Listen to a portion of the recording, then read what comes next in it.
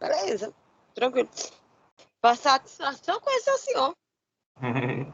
Outra. Vai ser melhor ainda quando a gente for para o presencial, em março, né? Mas Cara, não, eu sou tão bagunceira.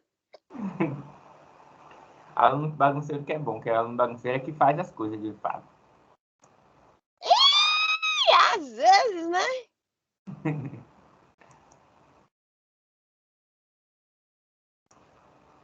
Deixa eu acordar aqui o restante dessa turma.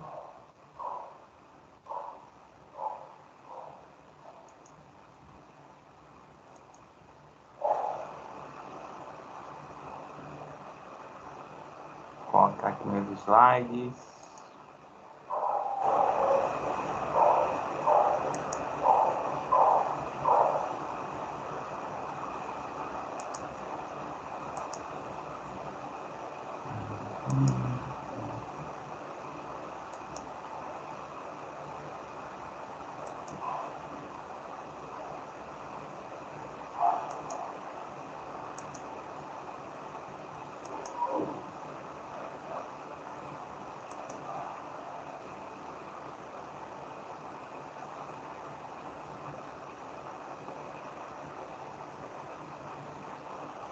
Olá, Nath, boa noite. Boa noite, Vanúzia.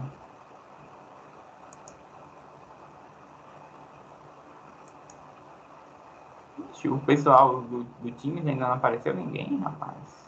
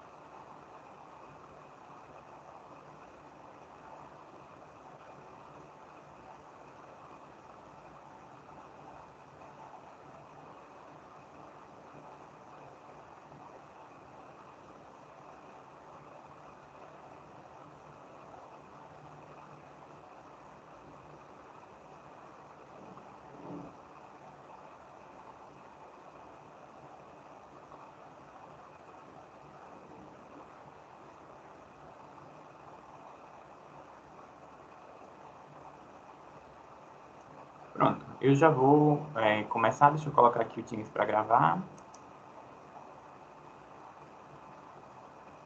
Já está gravando, pronto. Então, boa noite a todas e a todos. Eu sou o professor Cláudio Correia de Oliveira Neto. Alguns de vocês já me conhecem, o pessoal do semestre passado. Eu dei a disciplina de Desenvolvimento Pessoal e Trabalhidade. E vou continuar com vocês agora na disciplina de Estatística e aplicada ao serviço social. E vou estar com vocês em outras disciplinas também. Toda disciplina, eu tenho disciplinas até o sexto período, né? Com todo mundo. Então, e sempre fico com essas disciplinas mais generalistas. E normalmente ligados aos assuntos mais chatinhos, né? Então, eu fiquei com trabalhidade semestre passado, esse semestre com estatística. O próximo eu acho que eu vou ficar com economia política e assim por diante. Deixa eu colocar aqui meus slides para apresentar para vocês. Vocês conseguem visualizar minha tela? Tá aparecendo tudo bonitinho para vocês?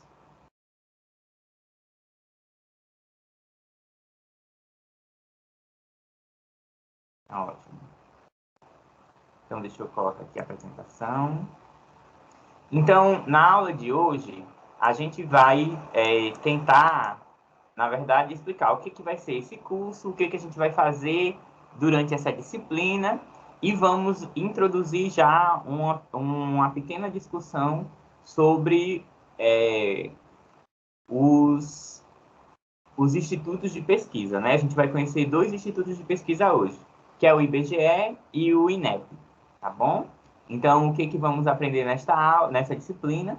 Meu nome é Cláudio Corrêa de Oliveira Neto, eu sou especialista em educação, sou formado em História, é minha principal área, né? Sou também mestre em História e Educação e eu trabalho com História do Serviço Social. Eu, na verdade, trabalho, não sei se vocês já ouviram falar do SAR, que é o Serviço de Assistência Rural da Arquidiocese de Natal. Já ouviram falar?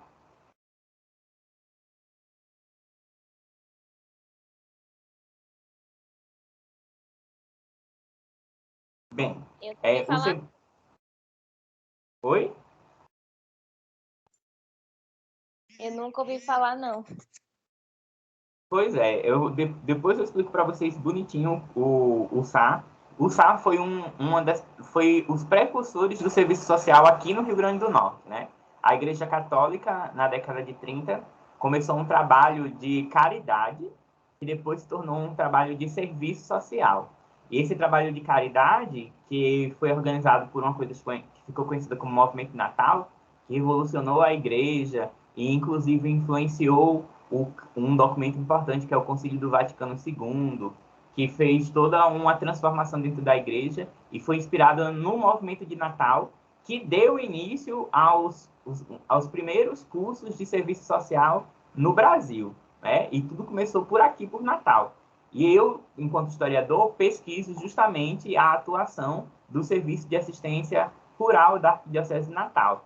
Eu investigo principalmente a década de 70. Por que eu investigo a década de 70? Porque durante a década de 70, no auge da ditadura militar, o serviço social, né, da Arquidiocese de Natal começa um programa de educação política para fazer, porque os bispos do Rio Grande do Norte, né, o bispo de Natal, o bispo de Caicó e o bispo de Mossoró, se unem para fazer uma carta pastoral para as eleições de 72, dizendo que o povo precisava estar instruído, estar preparado para a votação, para não viver mais do voto de cabresto, para lutar e combater contra a corrupção. E aí eles criam um programa de educação política. E eu estudo esse programa de educação política e como é que ele transformou o cenário da igreja. E quem atuava, quem orientava isso era justamente as assistentes sociais do SAR, né? Os assistentes e as assistentes sociais do SAR,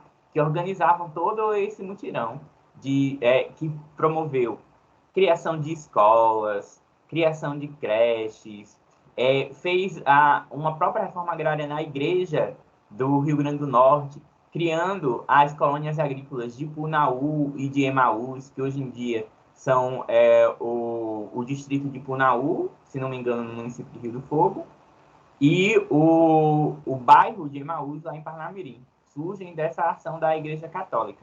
E aí eu estudo muito essa área relacionada à história do serviço social. Deixa eu aqui passar para vocês um videozinho institucional, né, meu, explicando um pouco das coisas que eu trabalho e das coisas que eu faço.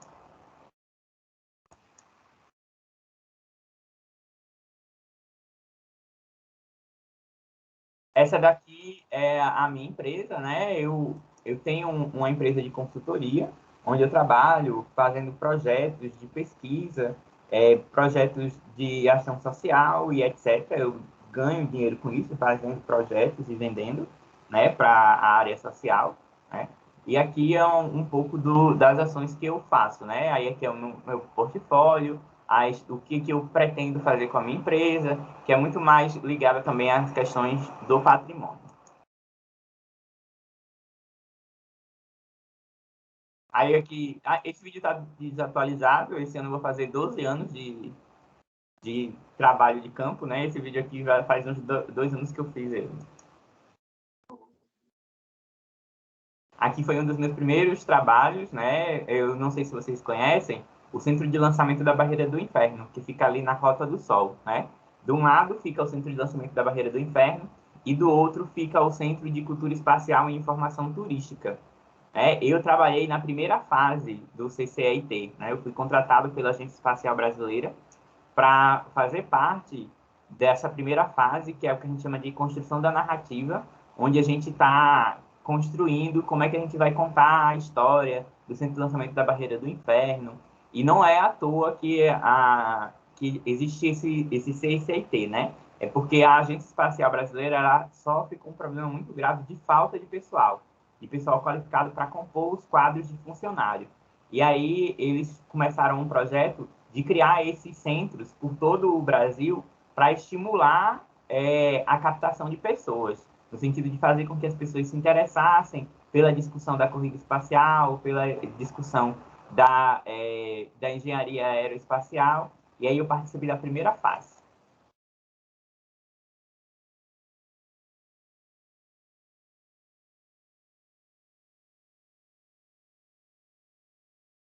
Aqui é por dentro, ainda, hoje em dia está muito diferente, né? Mas aqui foi por dentro, que era só o pano.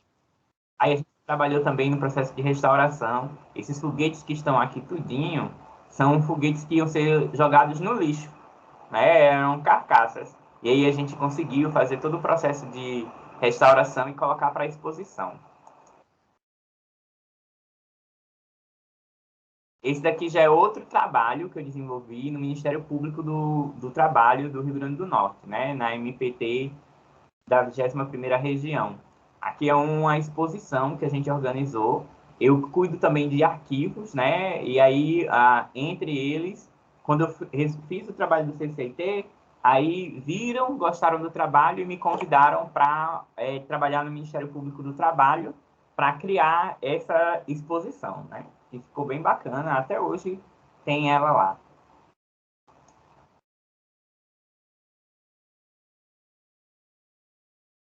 Aqui eu no Arquivo Metropolitano da Arquidiocese de Natal, onde eu também trabalhei por algum tempo, né? Até a pandemia. Depois que a pandemia chegou, aí eu saí de lá, né?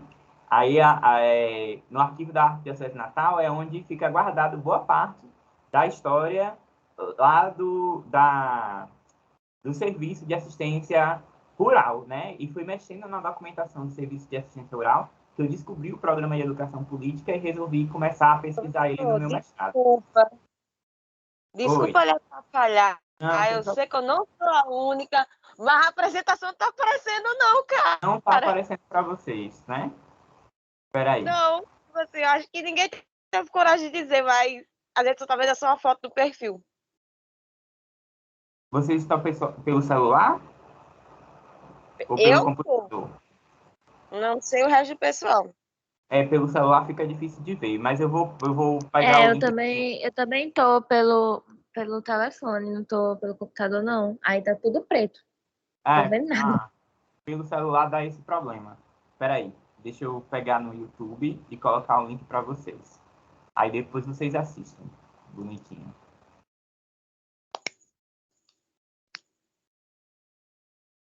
Porque esse aplicativo do Teams, do Teams não, chega, do Skype, ele funciona melhor no computador.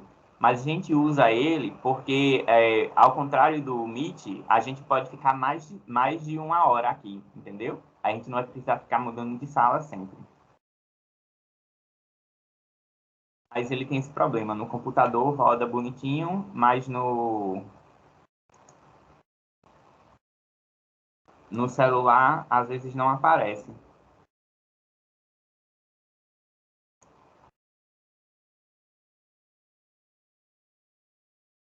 E aqui, achei.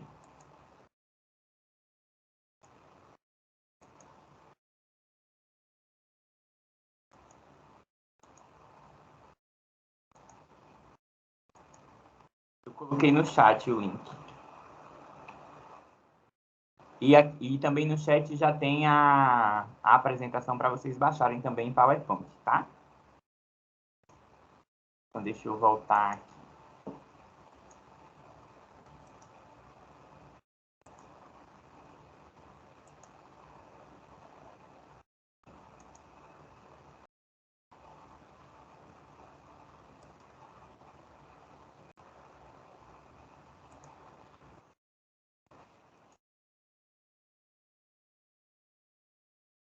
Aí eu trabalhei no Arquivo Metropolitano da Arquidiocese de Natal, fazendo pesquisas sobre os serviços de assistência rural, né?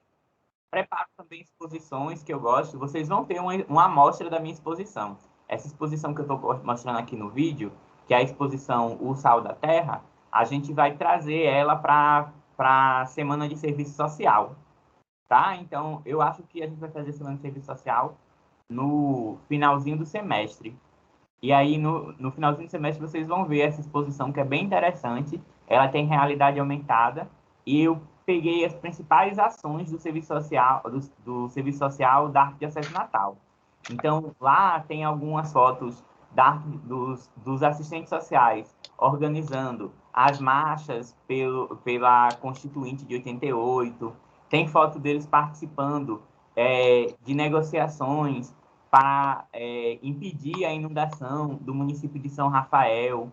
Tem eles também combatendo a violência no campo. É uma exposição bem interessante e que ela é toda interativa. A partir de um aplicativo do celular, você vai vendo as imagens, apontando o seu celular e vai gerando vídeos, né, para vocês poderem assistir e acompanhar sobre aquilo que a foto está falando, está trazendo, né? A gente vai ter essa exposição na Semana de Serviço Social. Paula ainda está decidindo qual vai ser a data, mas eu acho que vai ser no finalzinho do semestre, ou talvez em abril a gente já consiga fazer.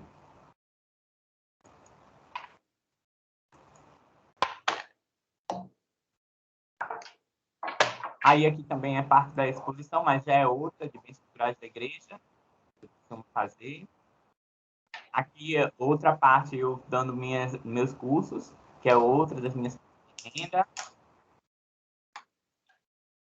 Aí aqui alguns e-books que eu já preparei, né? Da igreja, alguns que eu tenho, né? Eu tenho que fazer aqui, e já lá. E aqui a informação mais ou menos. Depois ver o videozinho, que é mais ou menos isso que eu costumo trabalhar, tá? Então, quem tiver aí com o slide, né, que eu baixei, vai estar agora passando uma figurinha de um gatinho dirigindo, que é a minha metodologia de ensino, né? Minha metodologia de ensino, ela é baseada num pensador chamado Jacques Rancière. O Jacques Rancière, ele vai dizer que a maioria das coisas que a gente aprende na vida, a gente não aprende com uma pessoa explicando, a gente aprende fazendo, né? Ele vai dizer, olha, não importa quantas aulas teóricas de direção você tenha, você só vai aprender se você pegar o carro e tentar dirigir, né? Então, as minhas disciplinas em geral, eles vão muito nesse sentido, de sempre a gente ter mais uma prática do que simplesmente a teoria. Então, sempre que possível, a gente vai estar colocando em prática as discussões que a gente tiver da teoria, tá bom? Por isso o gatinho dirigindo. Então, o que a gente vai ver na disciplina de estatística?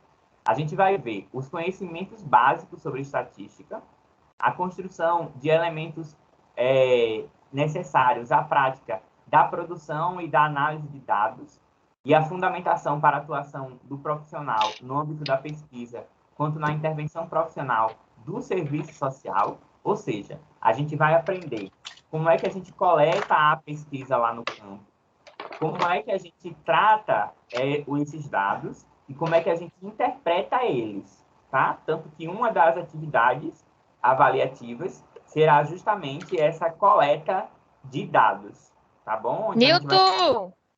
a gente vai fazer um pequeno exercício de fazer a coleta de dados sociais, possivelmente de outros alunos da Uninasal, e a partir dessa coleta de dados a gente vai treinar como é que a gente coleta os dados, como a gente analisa esses dados e como a gente interpreta isso para criar, por exemplo, políticas institucionais, certo? Então a gente vai ter um exercício voltado para isso, uma atividade avaliativa voltada para isso. Outra coisa que a gente vai estudar, né? A distribuição de frequência, que é um conceito da estatística. A gente vai ver como é que a gente constrói os parâmetros estatísticos, vamos discutir um pouco sobre probabilidade, ajustamento de curva, regresso e correlação, testes de hipóteses, gráficos de controle, convergência estatística aplicada ao serviço social, estatística na elaboração de projetos sociais estatísticas em pesquisas no serviço social. Então, é muito mais a discussão, de fato, da aplicação dos conceitos das estatísticas no serviço social, certo? Então, não precisa ficar com medo, porque a gente não vai executar cálculos monumentais. A gente não vai aqui se apegar à matemática da coisa. A gente vai muito mais trabalhar o conceito e, a partir desse conceito, como é que a gente utiliza isso dentro do serviço social, como é que a gente utiliza isso para fazer o nosso planejamento, como é que a gente utiliza isso para fazer um projeto social, como é que a gente utiliza isso para fazer uma política pública, uma política institucional. Então, é muito mais a discussão sobre a aplicação do que propriamente sobre os cálculos. Tanto que, na parte que tiver que fazer cálculos, vocês terão, porque infelizmente não tem como fugir dos cálculos em estatística, mas a gente pode reduzir essa experiência. Então, vocês terão, quando precisarem fazer cálculos, vocês vão poder usar à vontade a calculadora, seja do celular, seja aplicativos do computador, seja calculadora científica, vocês vão poder usar todos os instrumentos necessários para fazer esse cálculo. Não precisa fazer cálculo de cabeça e nem vou cobrar que vocês fiquem fazendo cálculos extensos. E a maioria dos cálculos que a gente vai executar em estatística são cálculos bem simples, bem fundamentais, de multiplicação, de divisão, das operações básicas mesmo. Não tem nada muito elaborado, porque aqui a disciplina é muito mais para a gente pegar apenas os elementos da estatística que interessam ao assistente social, que interessam à sua prática. Como é que se dá a avaliação aqui na Uninasal? Na Uninasal vocês têm duas avaliações, a AV1 e a AV2. A AV1 é composta por prova e por atividades. Então, na AV1 vocês vão fazer uma prova escrita. Essa prova escrita, ela tem 7 questões objetivas, ou seja, 7 questões de marcar e 3 questões discursivas, ou seja, 3 questões de escrever. E essa prova vale 7 pontos, certo? E, além desses 7 pontos, para complementar a nota, para compor a nota final da AV1, vocês têm 3 trabalhos, cada trabalho valendo 1 ponto. Na nossa disciplina, na verdade, vocês têm 3 pontos de trabalho. Pode ser um trabalho único valendo 3 pontos, mas, no meu caso, eu prefiro fazer 3 trabalhos, cada trabalho valendo 1 ponto. Então, vocês vão fazer uma resenha valendo 1 ponto. Eu vou explicar quando for no dia da aula o que é uma resenha, como é que você faz uma resenha. Embora o pessoal do período anterior já tenha tido essa aula sobre resenha, a gente vai retomar para o pessoal novato para explicar como é que se escreve a resenha de um texto que eu vou passar para vocês, tá bom? Uma lista de exercício, e aí é uma lista de exercício para vocês resolverem questões relativas à estatística, que vocês vão resolver, valendo 1 ponto, e a pesquisa de campo, que eu falei para vocês que vocês vão fazer, possivelmente vai ser em dupla, vocês vão fazer essa pesquisa de campo, coletar esses dados, fazer a análise, a interpretação dele em sala de aula, valendo 1 ponto. Então, essas 3 atividades vão compor a nota da AV1. A AV2, ela já não tem atividades, porque na AV2 só tem atividades se for uma disciplina com carga horária prática. E a nossa disciplina não tem carga horária prática, ela é 100% teórica. Então, na AV2, será uma prova de 20 questões objetivas, ou seja, 20 questões de marcar, valendo 10 pontos. Aí, professor, por algum problema eu não consegui fazer a AV1 ou eu perdi a AV2, como é que eu faço? Aí você envia um e-mail para a coordenação, e aí este e-mail para a coordenação, você vai solicitar uma coisa chamada segunda chamada, que é a oportunidade de fazer uma nova prova. Essa segunda chamada, ela substitui a nota da atividade que você não realizou. Então, por exemplo, você perdeu a AV1, a nota da segunda chamada vai substituir a sua AV1. Se você perdeu a AV2, a nota da segunda chamada vai substituir a AV2, certo? A segunda chamada, ela é no mesmo modelo da prova da AV1. Então, são 7 questões objetivas e 3 questões discursivas. Só que ao invés da prova valer 7, como na AV1, a prova vai valer 10. E aí, quem, por algum motivo, não conseguiu nota suficiente para passar com a nota da AV1, da AV2 ou segunda chamada, aí você faz a prova final. Aí a prova final é o mesmo modelo de prova. São 10 questões, sendo 7 questões objetivas, 3 questões discursivas, valendo 10, certo? A média da Uninasal é média 7 para aprovação. Para você fazer a prova final, você tem que tirar no somatório de tudo mais do que 4 pontos para você ir para a prova final. Se você tirar menos de 4 pontos, você já está reprovado por nota. Aí não adianta fazer a prova final, porque independente da nota, você não tem pontos. Mas se você, no somatório das notas, tiver mais do que 4 pontos, aí você pode fazer a prova final valendo 10 pontos, 7 questões objetivas, 3 questões discursivas. Alguma dúvida a respeito disso?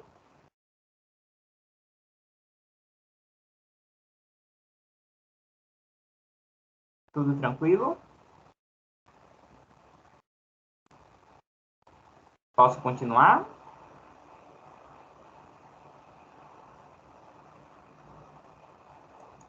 O pessoal que está no time também?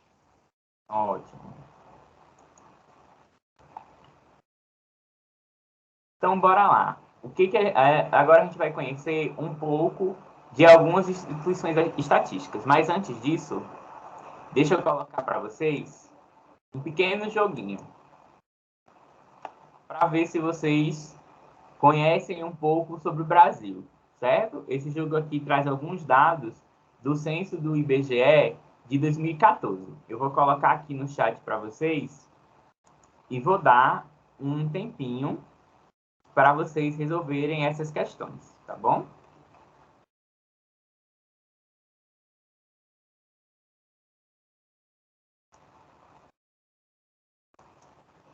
Eu vou dar 5 minutinhos para vocês responderem. E aí depois a gente volta para a gente responder coletivamente, tá bom? Deixa eu cronometrar aqui os 5 minutinhos.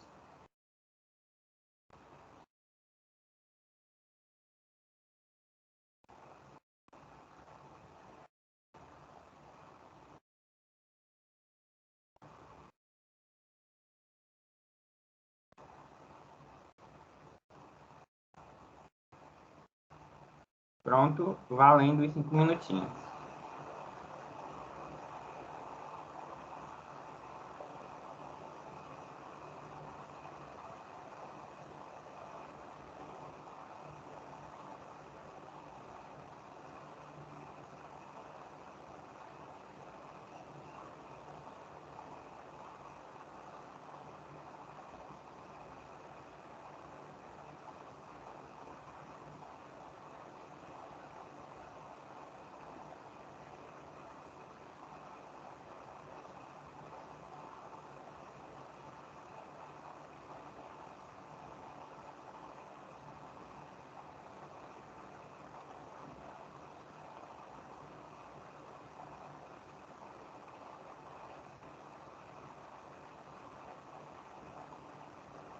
Olá, quem acabou de ingressar na conversa.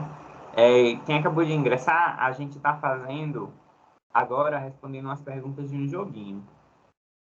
O link está aqui no chat. Você pode clicar lá para responder, tá bom?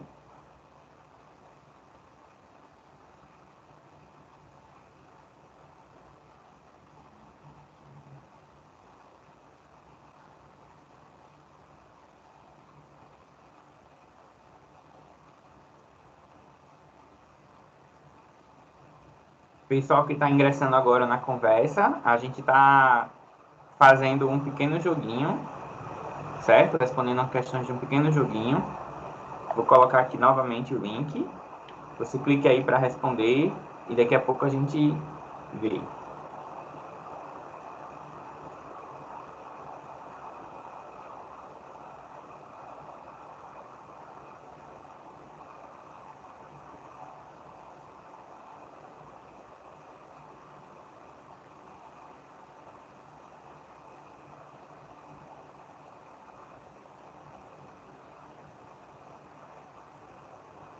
Boa noite. Quem ingressou na conversa, a gente está respondendo esse joguinho aqui, ó.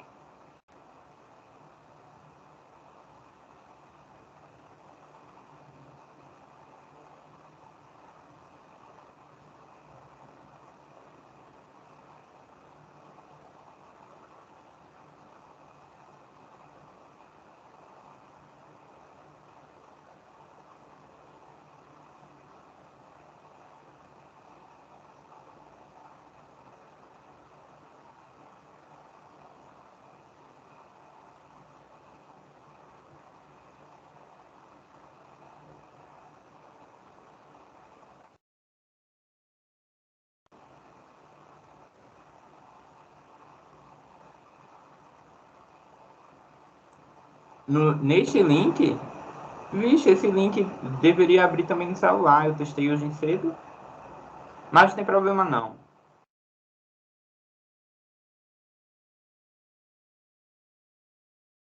Em outra oportunidade, você joga o joguinho, mais para a gente descontrair um pouco.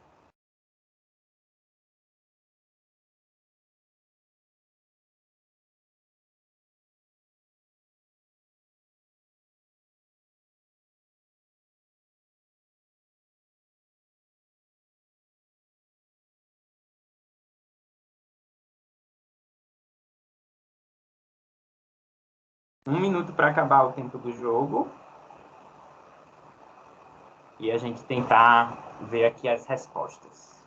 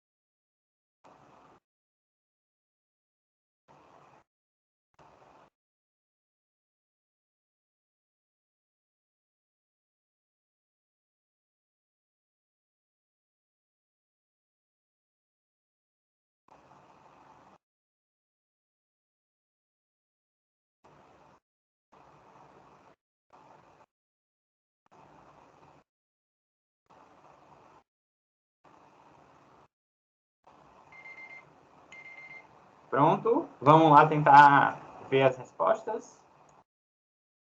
Então vamos lá. Primeira questão. Segundo os dados de 2014, quantas pessoas vivem no Brasil? E aí, gente? As opções são 156 milhões, 1.900, 198 milhões, 202 milhões, 208 milhões ou 213 milhões? Quantas pessoas vocês acham que vivem no Brasil? Estefânia está colocando aqui 202 milhões. Quem dá mais ou quem dá menos? Tem que avaliar que teve a pandemia, viu? Esse número deu uma caidinha. Aqui, bem observado. Aqui a pergunta deixa claro que são a partir dos dados do IBGE de 2014, né? Então ainda não foi atualizado. Coisa. Como é? De 2014 para cá é muita coisa. É muita coisa, né? E a gente está correndo o risco de não acontecer o novo censo, porque o censo ele deveria acontecer a cada 10 anos, né? E aí o censo deveria acontecer agora em 2024, mais ou menos, né? Teve um censo em 2010, aí ia ter um censo em 2020, não aconteceu esse censo por conta da pandemia. Aí agora o censo vai ser o de 2024, certo? Então, bora ver aqui quanto é. Então, vamos aqui colocar 2 milhões, 202 milhões, certo? Vamos ver daqui a pouco quantos pontos a gente marcou. Aí a segunda pergunta coloca aqui. Segundo os dados de 2014, cerca de quantos brasileiros vivem no exterior? Aqui é o chute, porque eu também não sei. Vamos lá. Tem a opção 1 milhão de brasileiros vivendo no exterior, 3 milhões de brasileiros vivendo no exterior, 5 milhões de brasileiros vivendo no exterior, 8 milhões de brasileiros vivendo no exterior e 10 milhões. Quanto vocês acham? Eu botei a letra C, mas parece que era B. Vamos ver, vamos ver. Stefania tá aqui 3 milhões. Eu tô indo no de Stefania. Vamos no de Stefania. 3 milhões. Qual o país do exterior onde moram mais brasileiros? Japão, Argentina, Portugal, Paraguai e Estados Unidos. Eu chuto Estados Unidos. No Brasil Eu tem... tinha chutado em Portugal, aí só que, né? Eu acho, assim, que é dos Estados Unidos. Pode também ter mudado, né? Lembrando que aqui os dados são sempre do censo de 2014, tá? Essa postagem aqui é de 2014, então são censos de 2014. No Brasil tem mais homens ou mais mulheres? Mulheres, aliás. Vocês acham que tem mais o quê?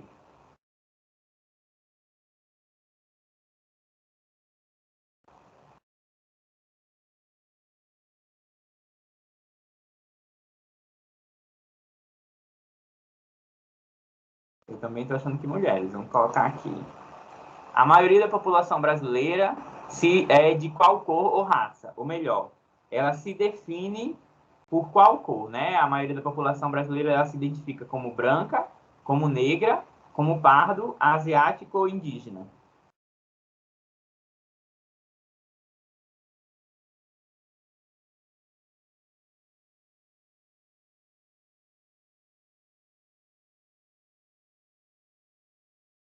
E aí, vocês acham o quê?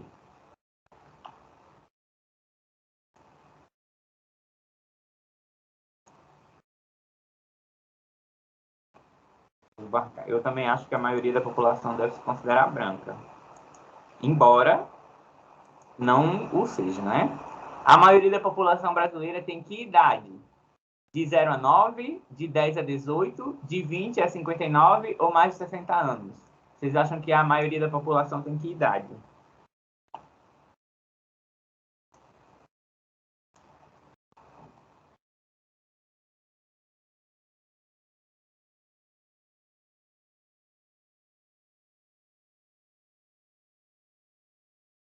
Mais de 60? Vou marcar aqui.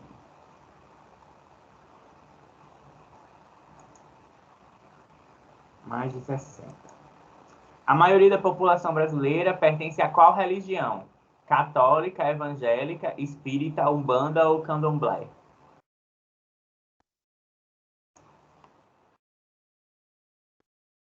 Também acho que ainda é católica.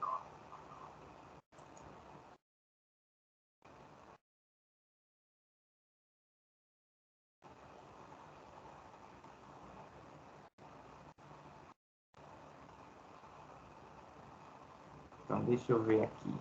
Vou marcar aqui. Católica. Segundo a Unesco, o Brasil tem a 8ª maior população analfabeta do mundo. Quantos brasileiros acima de 15 anos são analfabetos? 10 milhões, 13 milhões, 15 milhões, 20 milhões, 22 milhões.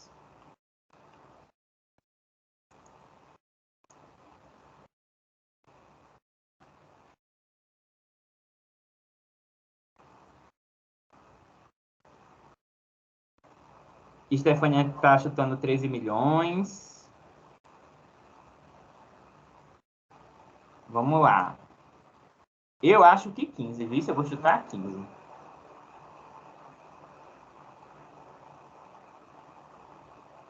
Eu vou chutar 15.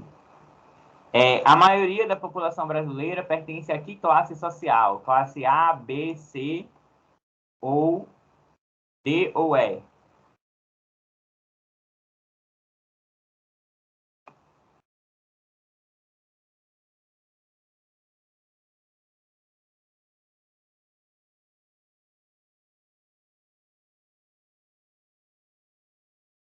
Vou colocar aqui classe C. Segundo a ONU, em 2014, qual é a expectativa de vida dos brasileiros? 62 anos e 7 meses, 73 anos e 9 meses, 79 anos e 2 meses, 84 anos e 7 meses ou 95 anos e 3 meses?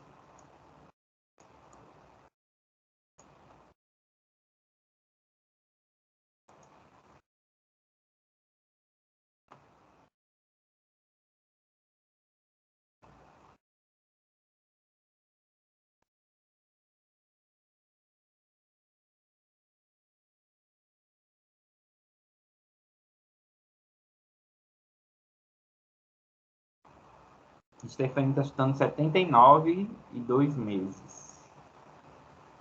Vou no de Stephanie. Agora vamos ver quanto a gente conseguiu acertar.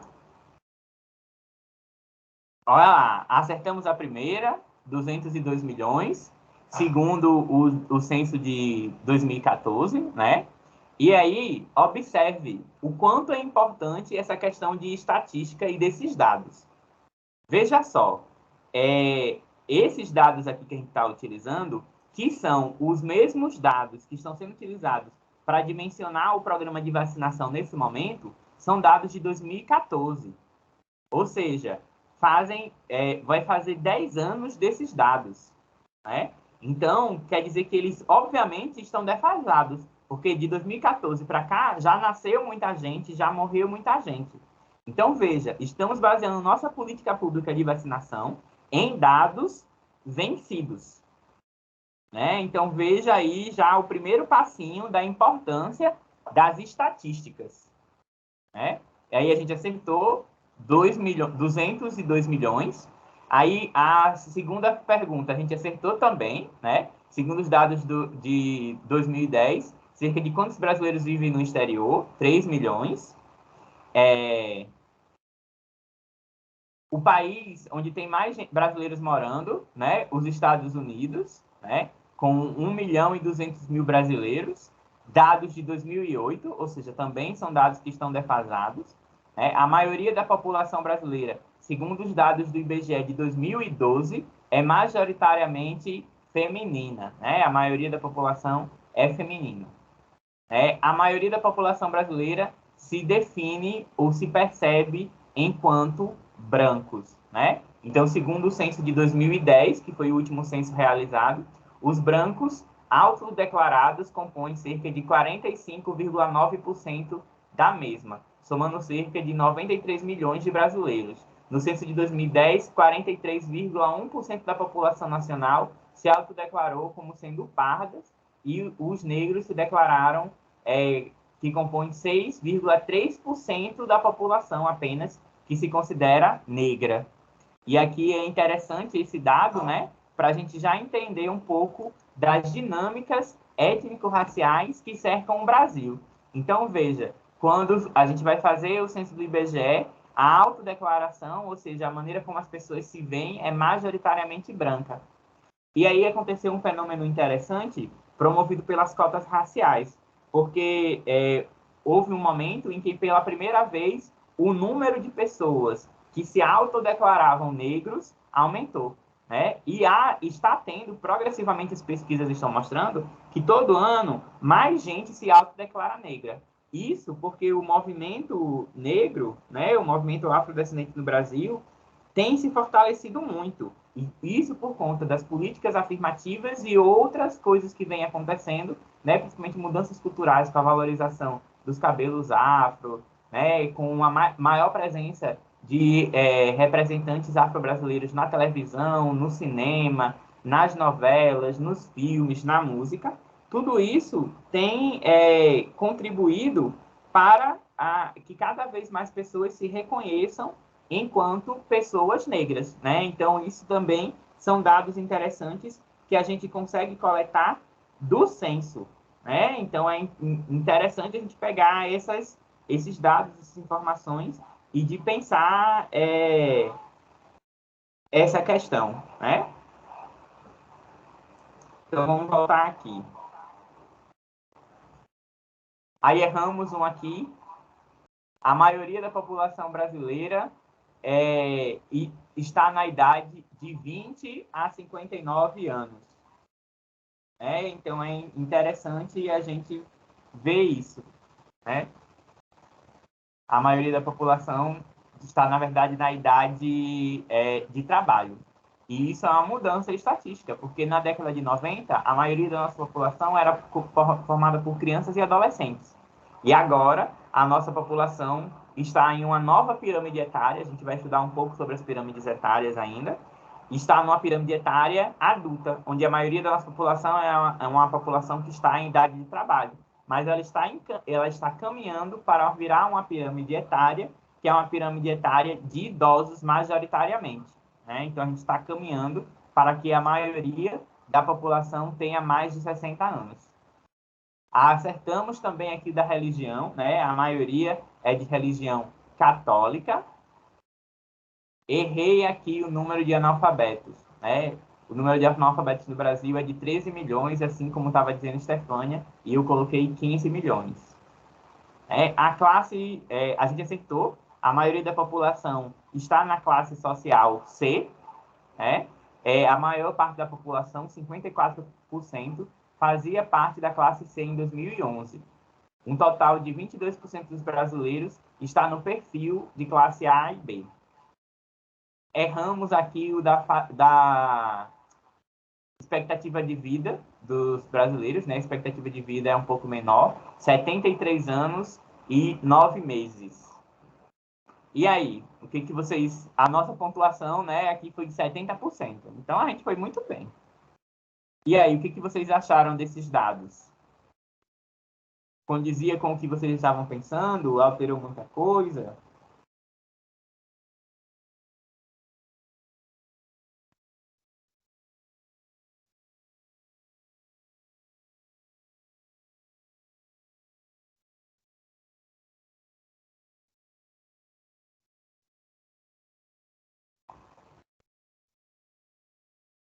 E aí?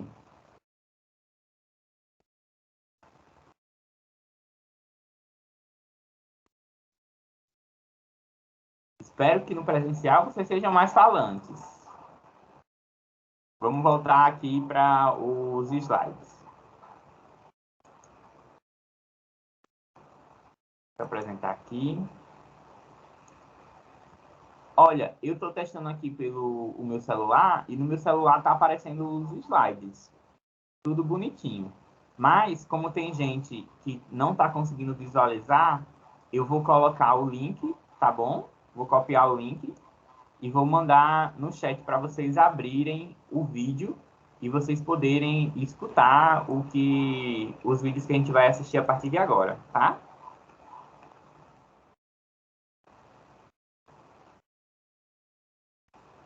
Coloquei aqui o link para o primeiro vídeo e vou começar a passá-lo, tá? O primeiro vídeo é explicando sobre o IBGE, né? Um pouco sobre a sua história, quem ele é, o que ele faz. Então, deixa eu apresentar aqui para vocês.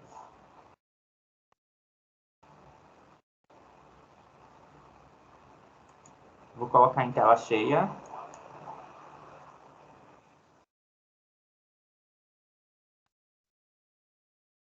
Pessoal que está pelo Teams, o som do vídeo está aparecendo para vocês legal? Matheus, Daniela, Ademar. Vou clicar aqui para vocês verem se o som está legal.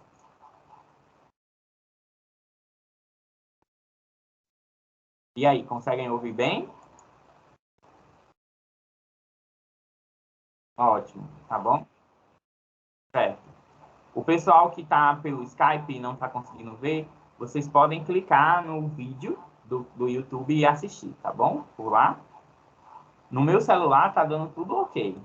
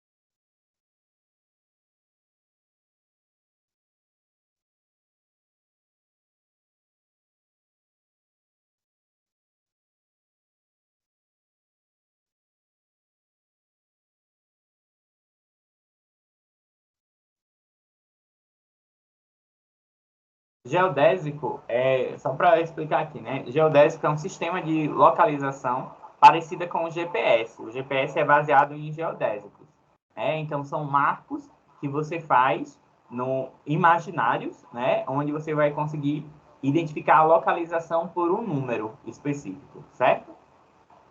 E aí mapearam todo o Brasil colocando numerações em localizações específicas, que são os marcos geodésicos.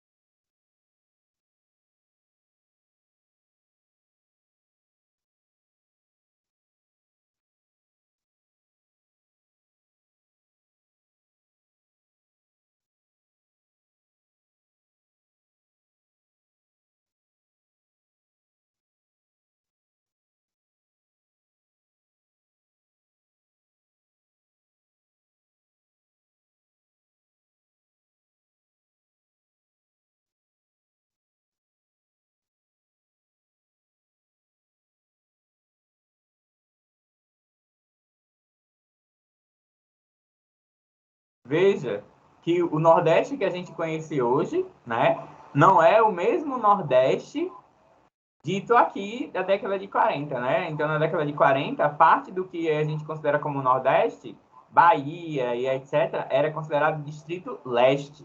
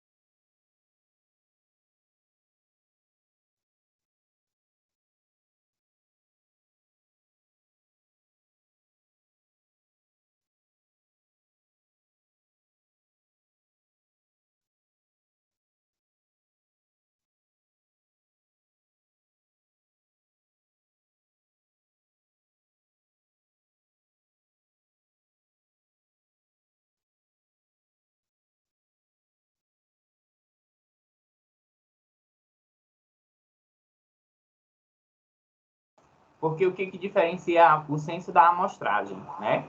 No censo, a gente vai ver isso com mais detalhe nas próximas aulas, é contabilizado toda a população. Já na amostragem, é só uma parte da população que é investigada, né? Então tem essa diferença. Então, a cada 10 anos, a gente tem o censo. Mas entre os censos, né? Entre esses 10 anos, a cada 1 ou 2 anos tem os planos anuais de amostragem, né? Para a gente fazer o acompanhamento, certo? Então, a gente tem o censo e a gente tem a amostragem. O censo, toda a população brasileira, e é de 10 em 10 anos. E a amostragem é parte da população brasileira, que pode acontecer de 1 em 1 ano ou de 2 em 2 anos.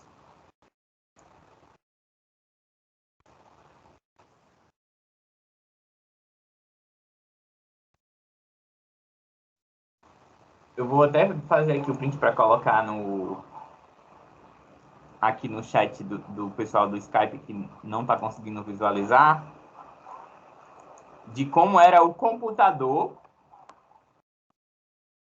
Agora no chat é como era o computador para compilar os dados, né? E vocês vão ficar chocados com o tamanho da memória do computador.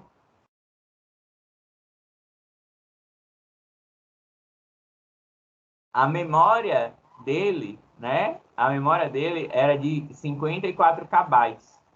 E hoje em dia, 54 KB, a memória completa desse computador que ocupava uma sala toda. E hoje em dia, a gente tem um celular, né, pequenininho, smartphone, que tem de memória 128 gigas. Veja aí a evolução tecnológica, né?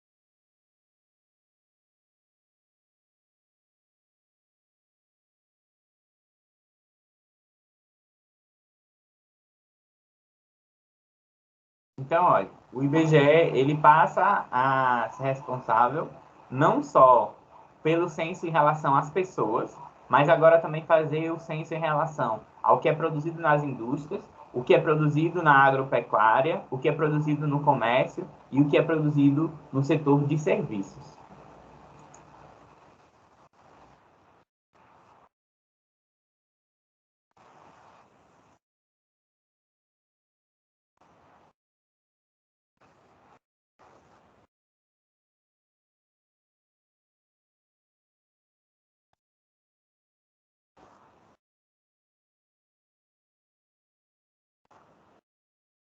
Essas regiões metropolitanas são um aglomerado de cidades que sofrem o que a gente chama de conurbação urbana. O que é conurbação urbana? É quando duas cidades elas estão tão próximas uma da outra e estão tão interligadas que fica difícil, você não consegue visualmente perceber quando está saindo de uma cidade e entrando para outra. Então, as regiões metropolitanas são justamente o conjunto de cidades que sofrem essa conurbação. Por exemplo, a região metropolitana de Natal é formada por vários municípios, entre eles Macaíba, São Gonçalo, Ceará-Mirim, Lísia Floresta, São José do Mipibu, Parnamirim, que são justamente sofrem esse processo de conurbação. A gente não consegue, inclusive, visualmente perceber quando é que saiu de uma cidade e entrou em outra, porque elas estão muito interligadas, inclusive com um fluxo constante de pessoas entre elas. E aí isso forma uma região metropolitana. Tudo tranquilo até agora? Estão conseguindo compreender? Alguma dúvida?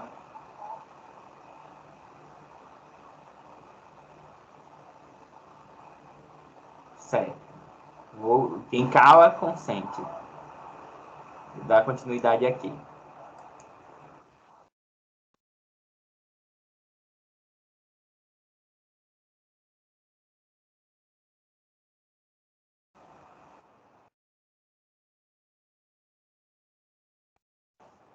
Olha aqui que interessante. Começa aqui os estudos sobre a vida familiar, né? Sobre como é que é o orçamento dessas famílias, o que as famílias comem, e etc. E aí a gente tem uma propaganda que é Abra a Porta para o IBGE, e aí é a Regina Duarte abrindo a porta para o pessoal do IBGE fazer a entrevista sobre o censo doméstico, né?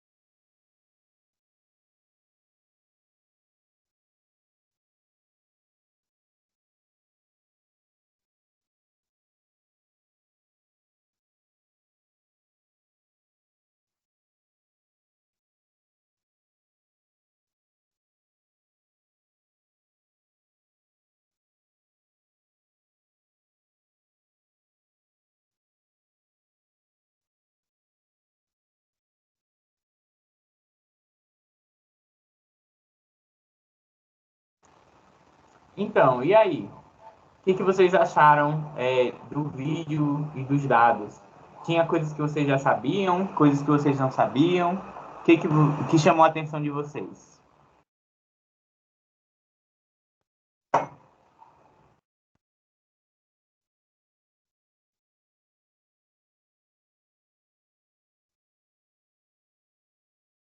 Matheus, Daniela, Ademar, Jeane. E aí, o que vocês acharam do vídeo? Teve alguma informação que vocês não sabiam? O que é novidade para vocês?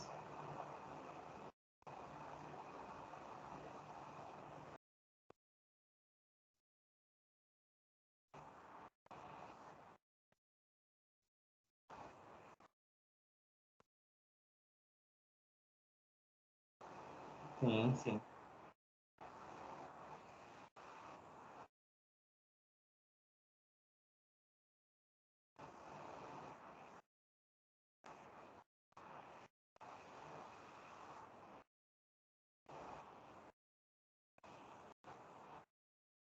Exatamente. Isso, inclusive, vai ser o tema da nossa próxima aula, né?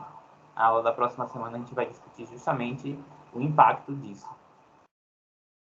Então, deixa eu dar continuidade aqui. Tá?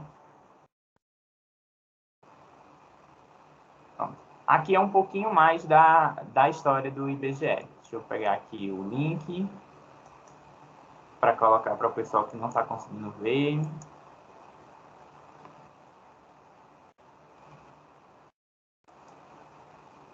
O link já se encontra no chat do Skype, tá bom? E aqui eu vou dar o play no vídeo.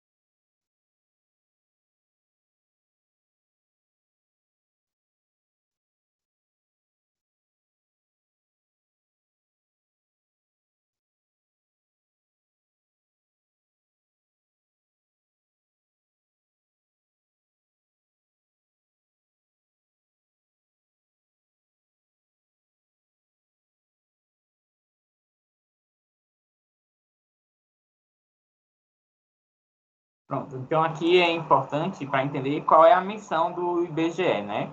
Então, o IBGE, a importância dele e a missão dele está justamente em conseguir estruturar para a gente os dados que nos importam para construir as políticas públicas, né? Então, aqui a grande missão do IBGE é justamente a gente poder ter dados sólidos e confiáveis para poder tomar decisões a nível de política pública. Decidir aonde é que a gente vai investir o dinheiro do orçamento da União, decidir que público vai ser atendido, por exemplo, pelo Auxílio Brasil, né? Então, quem vai iluminar as decisões, teoricamente seria assim, né? Quem iria, teoricamente, iluminar as decisões da política pública e da política orçamentária seria justamente os dados gerados pelo IBGE e os demais institutos, né? Aqui a gente vai conhecer só 2 institutos nesse momento, e na próxima aula a gente vai conhecer outros institutos. Aqui eu vou focar no Instituto do IBGE, que é o principal, e no Instituto Nacional de Pesquisas em Educação, o INPE, do Instituto Anísio Teixeira, certo? Então, o IBGE ele tem essa função primordial de gerar dados para que o poder público brasileiro, o poder executivo, o poder legislativo, eles possam, a partir desses dados, tomar decisões. Ok?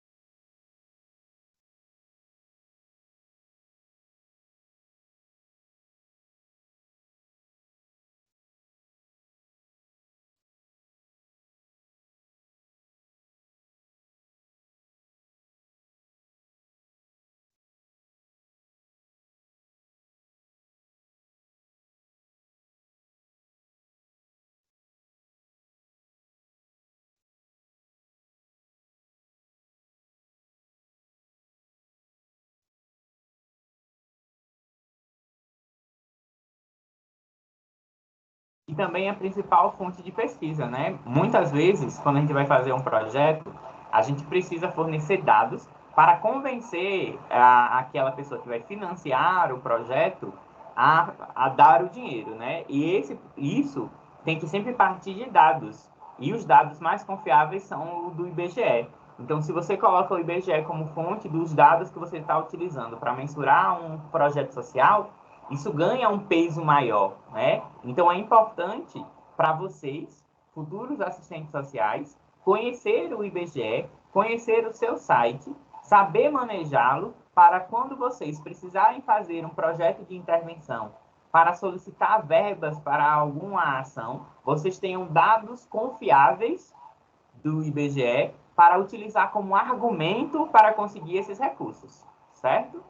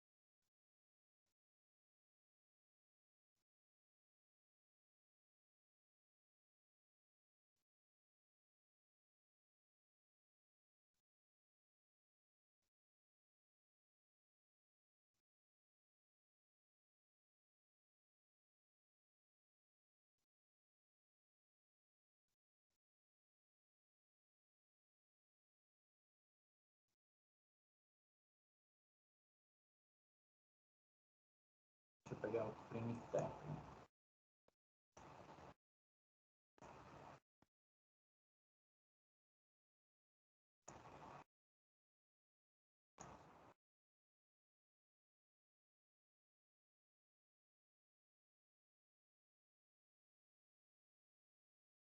Então, aqui é interessante esse apontamento que o fundador do IBGE faz, né, o Mário Augusto Teixeira de Freitas, que é justamente isso, né? O IBGE, ele vai ajudar a gente a entender o que é o Brasil, né?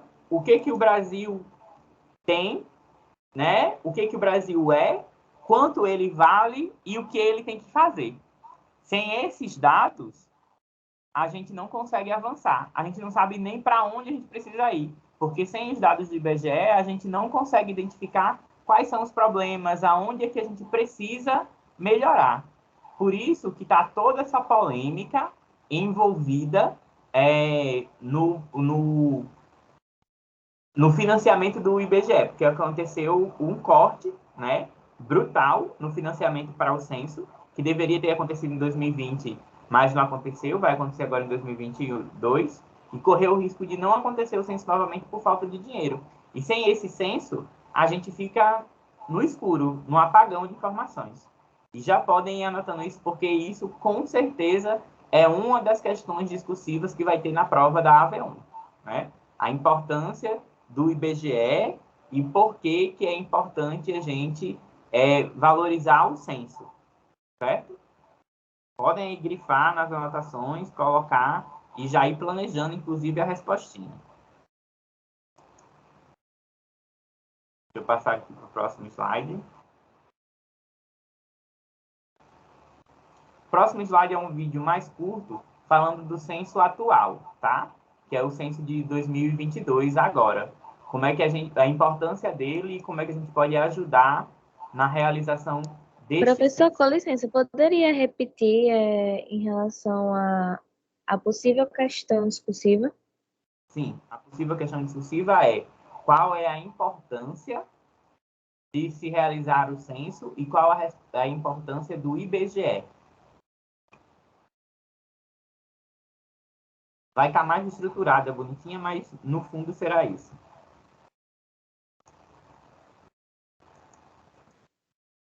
Ok, obrigada. Tá.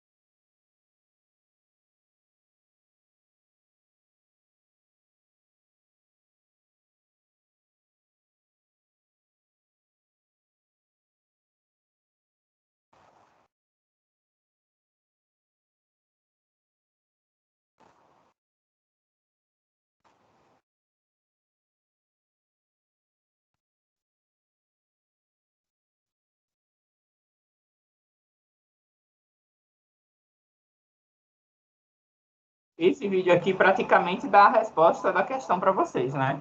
Falando sobre a importância e o que cada dado que o IBGE coleta, como é que ele influencia na sociedade, na política pública, né? Então, já salvem aí esse vídeo para estudar quando for na revisão, certo?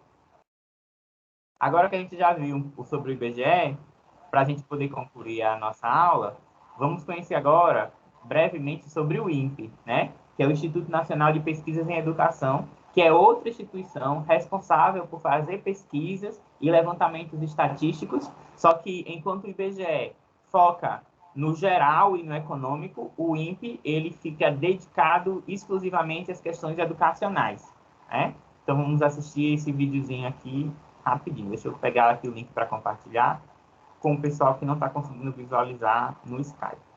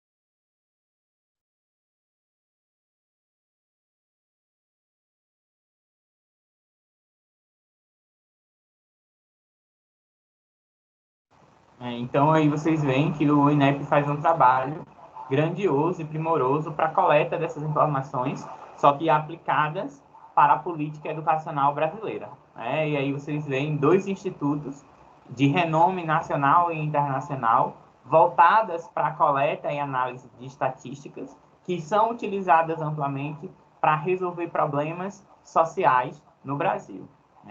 Então, isso vai ser mais ou menos o caminho, a trajetória que nós vamos seguir. Para a nossa próxima aula, da próxima quarta-feira, eu gostaria que vocês pesquisassem no site do IBGE dados. Vocês podem ficar à vontade para escolher os dados que vocês quiserem. E aí eu queria que cada um de vocês trouxesse para a próxima aula um dado que você achou interessante, que foi coletado lá do site do IBGE. Eu vou colocar aqui o site para vocês, o link.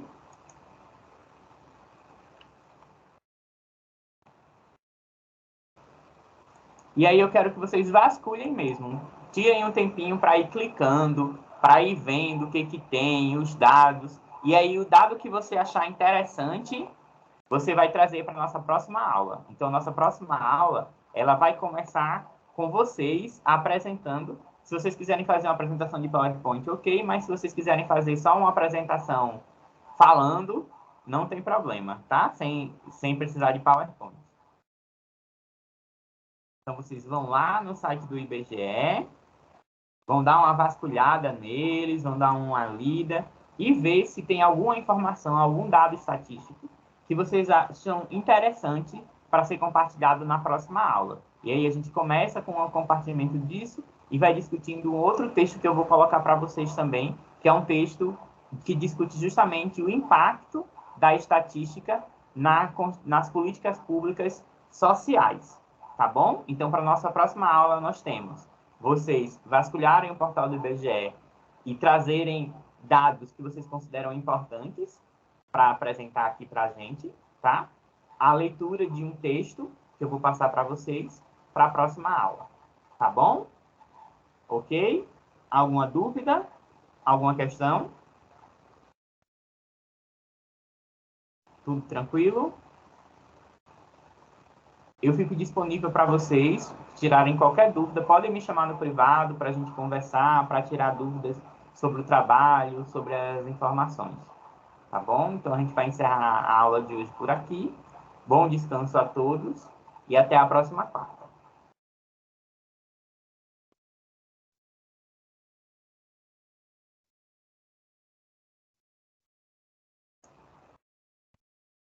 Boa noite, Dani. Tchau, até a próxima.